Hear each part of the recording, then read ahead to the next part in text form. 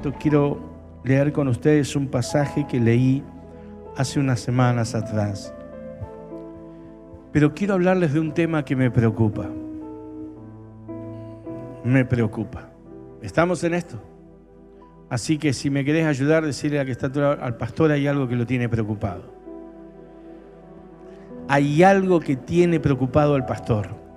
Estamos felices porque tenemos la gente de Varadero y aquí, ahí están.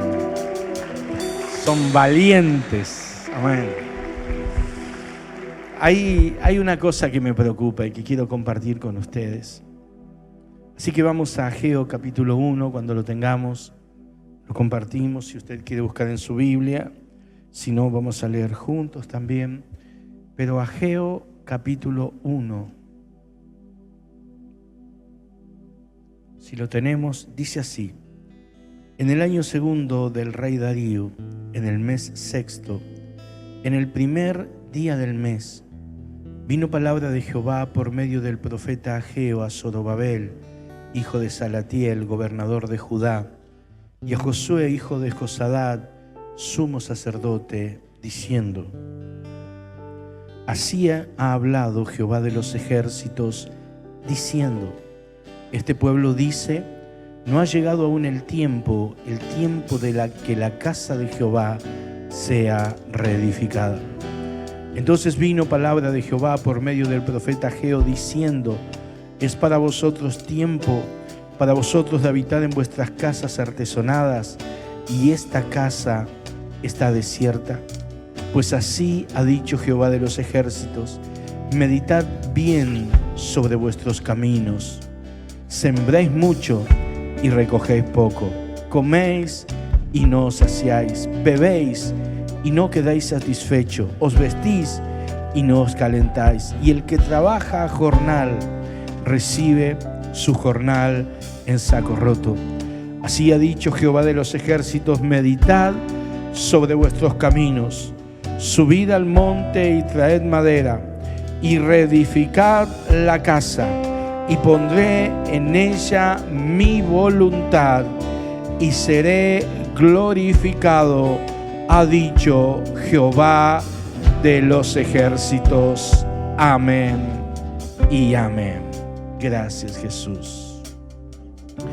Quiero recalcar una frase de este texto que dice que mi casa está desierta y cada uno corre a su propia casa. Dios dijo esto: mi casa está desierta y cada uno corre a su propia casa. Y la pregunta que yo me hice de manera personal es: ¿detrás de qué estoy corriendo yo? Y yo quiero que me ayudes. Si podés, ayúdame. A veces esto es molesto. Si te es molesto, no lo hagas. Pero si no, ayúdame y decirle a alguien que está a tu lado: ¿detrás de qué estás corriendo?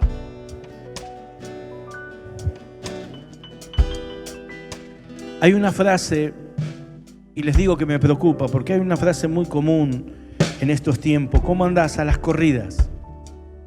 Nosotros corremos, y corremos detrás de muchas cosas. Pero el tema es: ¿detrás de qué estamos corriendo nosotros? Aquí Dios le da una orden al pueblo, le trae una palabra. Había llegado el tiempo de volver a Israel. Estaban volviendo a Jerusalén los cautivos, y les da una palabra: que reedifiquen el templo. El templo simbolizaba la vida espiritual de la nación. Toda la vida espiritual de la nación giraba en torno al templo.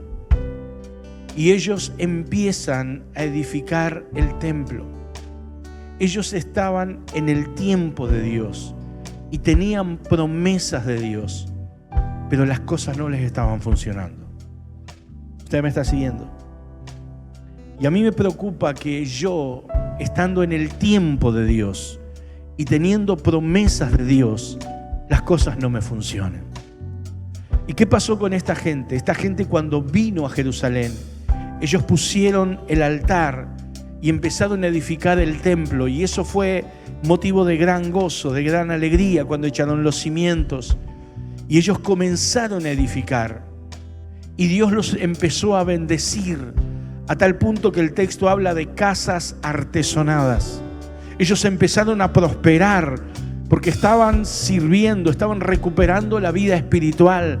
La nación estaban volviendo al sacrificio, el templo se estaba levantando, el altar estaba encendido otra vez, pero empezaron a suceder diferentes cosas que hicieron que la obra del templo se detenga 14 años. Y junto con la obra del templo se detuvo la vida espiritual de las personas. Por eso Dios le dice: mi casa está desierto, y cada uno corre a su propia casa.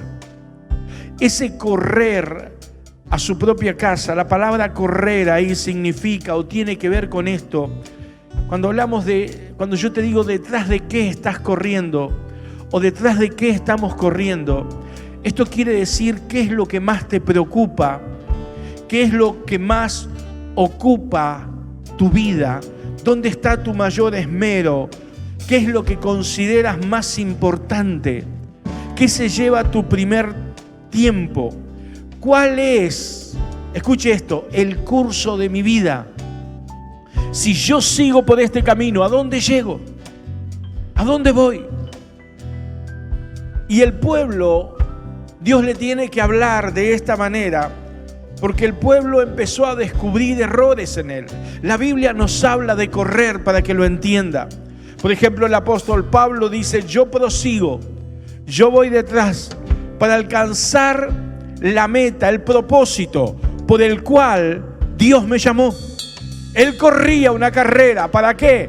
Para alcanzar lo que Dios le había, el propósito de Dios para su vida.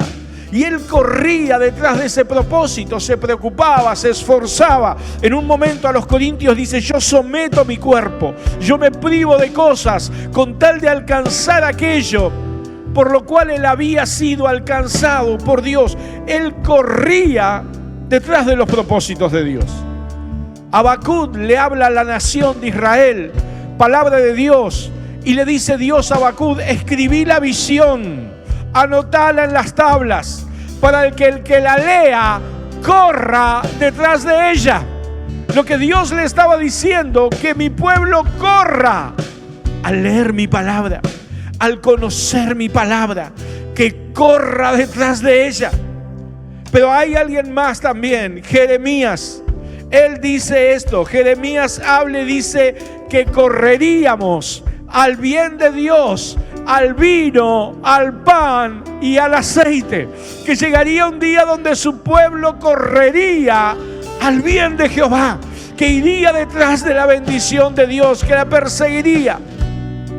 Y esas son maneras, esas son expresiones del correr. ¿Detrás de qué estoy yendo? ¿Qué es lo que consume mi vida? ¿Por qué me preocupa? ¿Qué es lo más importante? ¿Qué curso lleva mi vida? ¿Hacia dónde estoy yendo? Y esta nación, este pueblo, esta generación había perdido el propósito. Ellos habían dejado de correr detrás de Dios para correr detrás de sí mismos. Quiero que me entienda esto, por favor. Este pueblo había equivocado el camino, habían descuidado su vida espiritual. Les manda a edificar un templo, porque el templo era la vida espiritual de Israel. Y cuando ellos empiezan con el templo, empieza la bendición. Pero después se levantan dificultades y hay enemigos y surgen cuestiones económicas y hay necesidades. Pero la realidad es que ellos empiezan a descuidar su vida espiritual, a edificar el templo, y empiezan a sufrir consecuencias y empiezan a correr detrás de sí mismo, de sus propios propósitos, de sus propios deseos. Cosas que Dios le había dado cuando ellos iban detrás de los caminos de Dios. Esto es como cuando Jesús les dijo, yo quiero que me entienda, yo no estoy pidiendo que usted deje todo y venga acá dentro de la iglesia, no estoy hablando de eso. Yo estoy hablando de lo que dijo Jesús. Jesús dice, ¿acaso qué es más importante, el cuerpo o el vestido? ¿Qué es más importante, la comida o la vida? ¿Qué es más importante? Los días que vivimos en esta tierra, que pueden ser 100 como mucho, 120 si quiere, o la eternidad. Entonces Cristo le dice, busquen primeramente el reino de Dios y su justicia, y todas las demás cosas te serán añadidas. Dios no está en contra de que tengamos casas artesonadas. Es más, la promesa de Dios para Israel era, yo te voy a dar buenas casas en que habites. Pero había un orden, había una prioridad. Israel tenía que correr, Israel tenía que tener su mirada puesta en su relación con Dios, su vida espiritual. Tenía que tener el primer lugar. Y desde allí vendría la bendición. Y me impacta porque Dios le dice a Israel, mediten en sus caminos. No le hable de sus creencias, no le dicen qué es lo que creen, le dice fíjense cómo están caminando, no lo que están creyendo. Porque todos creemos que es necesario tener una vida de oración, pero ¿la tenemos? Todos creemos que es importante el secreto, ¿lo tenemos? Y alguno me dirá, pero pastor, lo que pasa es que no tengo tiempo. Tengo muchas actividades. Pero para lo que te gusta el tiempo aparece. Entonces la realidad no es que no lo tenemos, es que no lo hacemos. Porque para las cosas que nos gustan, el tiempo siempre aparece. Si sos varón y te gusta jugar al fútbol, que te inviten a un partido y vas a ver cómo te haces el tiempo. Si sos mujer y te gusta, no sé, ver un programa de televisión, ahora tenga cuidado con algunas novelas que empiezan ahí. Nosotros los chicos le dijimos no se la hagan ver porque tienen mensajes difíciles. Pero para lo que nos gusta, el tiempo aparece. Para lo que nos gustan, los recursos aparecen. Y esa es una realidad. Y Dios le dice, no es lo que ustedes piensan. Fíjense cómo viven. No me hablen de que Dios es lo primero. Fíjense si es lo primero cuando tienen que decidir. Fíjense si está en la lista alta de prioridades tu relación con Dios. O si es lo primero que sacrificamos. Y aquí el pueblo tenía un problema. Ellos habían descuidado su vida espiritual. El pueblo estaba más preocupado por satisfacerse a sí mismo que por buscar o agradar a Dios. Y eso fue un declive en su vida espiritual. Entonces Dios le tiene que decir, fíjense cómo están caminando, no me hablen lo que creen. Fíjense cómo están caminando. Pero después va más allá. Y ya no le dice, fíjense bien en sus caminos. Ya le dice, fíjense en sus caminos. Y le empieza a dar evidencias de una vida que descuida su vida espiritual. No quiere decir que son las únicas causas, pero les da evidencias. Como ellos no reaccionaban ante el caminar, le empieza a dar evidencias que son señales de que se está descuidando la vida espiritual. Y le empieza a dar una señal, ustedes siembran mucho, pero recogen poco. Le está diciendo, la economía se le está complicando. Nosotros vivimos en tiempos difíciles en lo económico. Y yo no niego esa realidad. Pero tampoco quiero echarle la culpa a todos los gobiernos. Porque también hemos prosperado bajo todos los gobiernos. Siempre hay una manera de prosperar. Por eso es importante mi relación con Dios, para que Él me enseñe el cómo. en todo tiempo. Porque en épocas de hambre los justos serán saciados. Pero ¿sabe qué nos pasa? Que a veces no hay comunión con Dios. Entonces no tenemos qué puerta golpear, no tenemos cómo hacer, no prestamos atención. Y una de las evidencias que empezaron a ver ellos es que su economía se empezó a deteriorar. La segunda evidencia de que su vida espiritual estaba siendo descuidada es que empezó a haber insatisfacción en ellos. Él le dice: ustedes se visten pero no se calientan, ustedes comen pero no se sacian, ustedes están insatisfechos.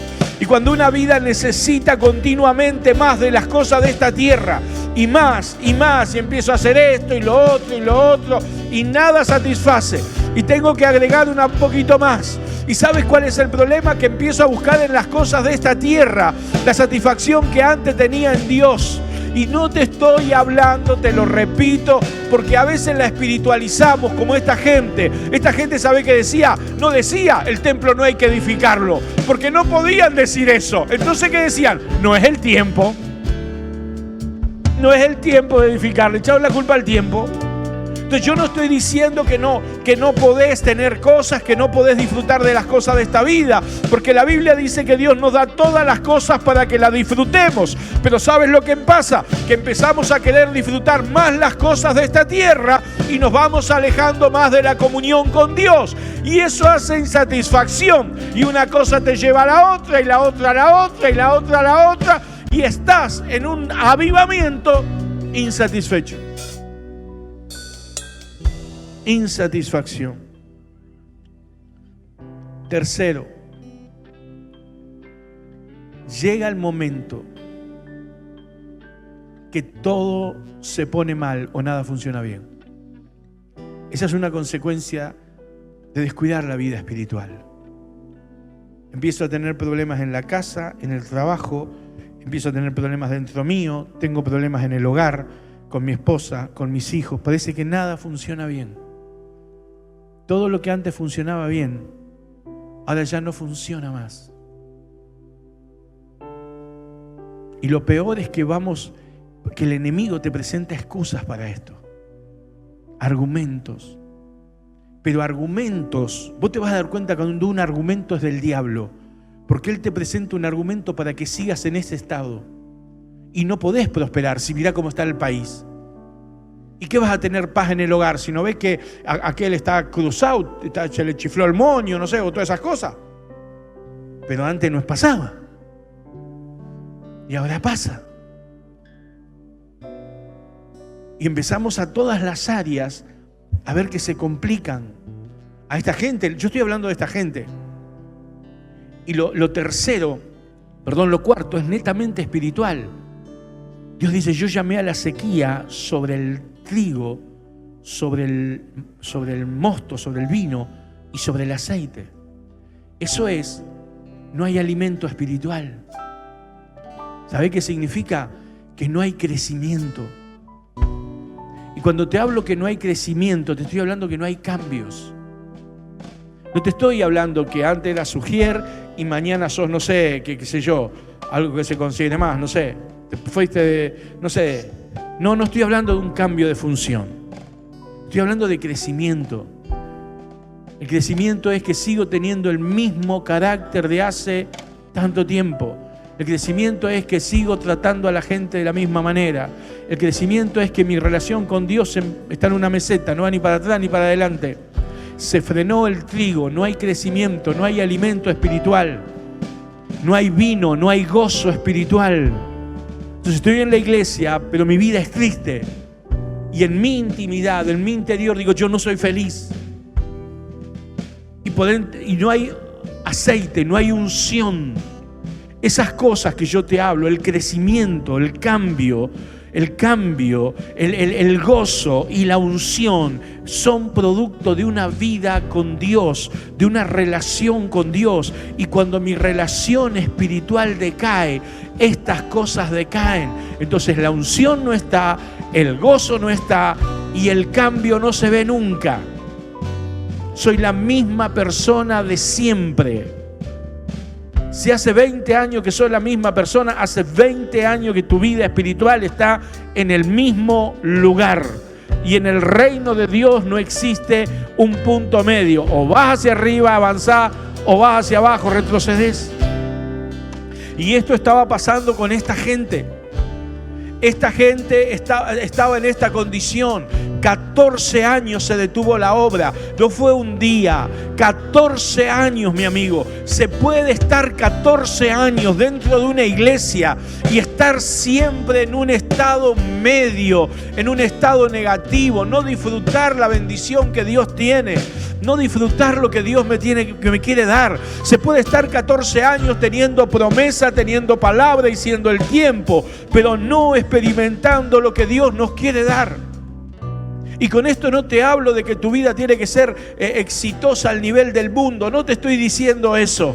A veces te digo que pasamos por situaciones económicas adversas, nos tocan, pero vemos la mano de Dios en medio de eso.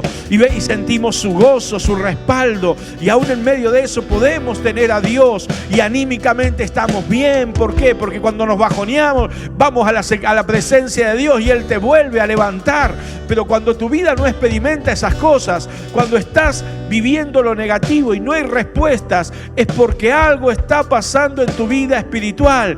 Estás corriendo detrás de cosas equivocadas. Creo que se entiende lo que estoy hablando. Cuando yo saco a Dios de la prioridad, del centro de mi vida, del primer lugar, y quiero que entiendas esto, y esto te lo quiero decir, porque hay una mentira enorme de creer que el pastor o alguien principal tiene que tener. No, yo tengo que ocuparme de las cosas de esta tierra. Amigo, yo también me tengo que ocupar de las cosas de esta tierra. Yo también necesito comer, necesito vestir. Yo también, todos nos ocupamos. Todos nos ocupamos. Con la pastora estamos orando y nos gustaría el día de mañana tener a lo mejor un emprendimiento, pero decimos, Señor, si es tu voluntad, si no, no lo queremos, que nos vamos a poner viejitos en algún momento. Todos tenemos preocupaciones. Pero ¿dónde está tu prioridad? ¿Dónde está tu tesoro? Porque donde esté tu tesoro está tu corazón. Y este pueblo descuidó la vida espiritual y se empezó a reflejar en su vida diaria.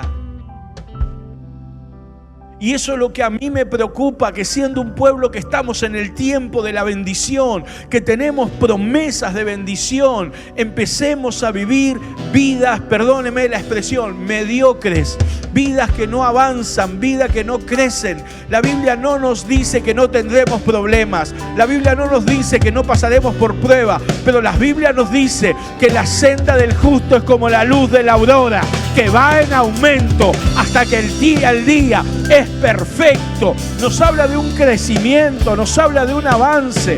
Y yo sé que muchos lo han vivido, pero también sé que a veces nos estancamos. Y si yo me estanco, ¿por qué? ¿Por qué está pasando eso? ¿Cómo está mi vida espiritual? Si estoy insatisfecho, si me siento mal, si veo que la unción no está, ¿qué está pasando con mi vida espiritual?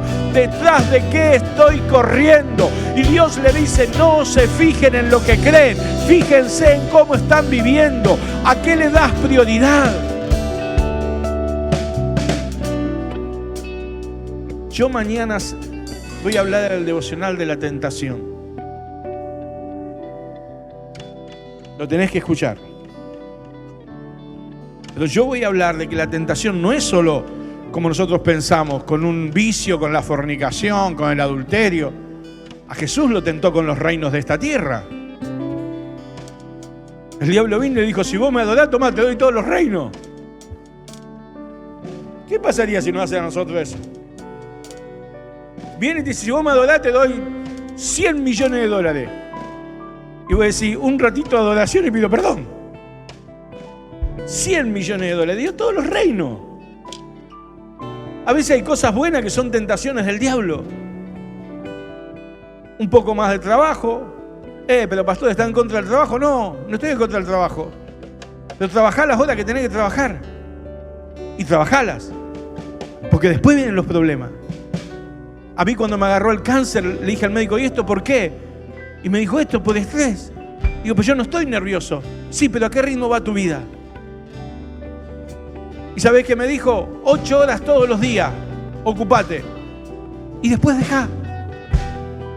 Porque 8 horas todos los días vas a hacer más en 40 años que viviendo enloquecido en 4 o 5. Y si vos seguís enloquecido, te vas a morir. Ahora, ¿sabés qué le dije a mi familia ese mes de diciembre? En enero me diagnosticaron un cáncer. Le dije, este año no me pidan vacaciones porque yo no puedo parar. Paramos contra una pared de concreto. 4 meses parados. Entonces no es solamente espiritual, en lo natural se ven las cosas también. Lo que Dios nos está pidiendo no es solo algo espiritual, te está pidiendo cosas espirituales que te hacen bien en lo natural. Usted me entiende lo que le estoy diciendo. Cuando tenés tu prioridad en Dios, cuando orás, cuando Él maneja tu vida, si un trabajo te saca del secreto, si un trabajo no te permite congregarte, si algo, un placer no te permite congregarte, pensalo bien, porque te está matando la vida espiritual. Pensalo bien, porque va a terminar con todas tus cosas y te vas a quedar con lo otro, si es que te quedás. Cuando estés afuera lo vas a perder también, porque el diablo hace eso. Yo sé que le vine a hablar a alguien hoy, tal vez le vengo a hablar a uno solo, pero a uno le estoy hablando y le estoy diciendo, cuida tu vida espiritual. Me preocupa detrás de qué estás corriendo. Y Dios le dice lo mismo al pueblo y hace algo, le dice, vayan, suban al monte, porque le da una respuesta. Traigan madera, edifiquen la casa. Eso quiere decir, vuelvan a edificar la vida espiritual. Y yo pondré en ella mi voluntad y seré glorificado. ¿Sabe qué significa que seré glorificado? Que se va a ver la gloria en nuestras realidades.